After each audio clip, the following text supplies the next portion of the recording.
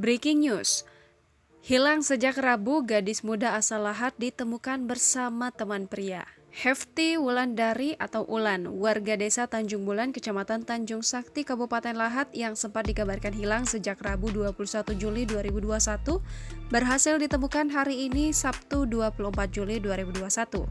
Ulan ditemukan bersama dengan Ilham, teman prianya, warga Pajar Bulan, Kecamatan Tanjung Sakti, Kabupaten Lahat, yang sejak Rabu 21 Juli 2021 dinyatakan hilang, kini sudah ditemukan. Kedua remaja belasan tahun ini ditemukan dalam kondisi selamat dan sehat.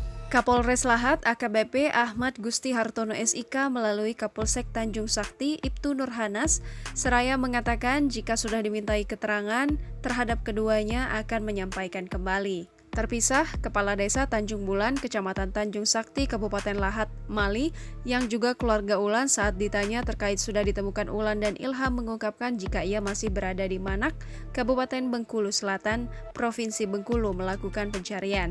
Sementara dilihat dari foto yang dikirim Kapolsek Tanjung Sakti, Ulan dan Ilham tampak mengenakan jaket hitam menggunakan masker duduk di kantor Polsek. Keduanya tidak tampak terlihat tegang.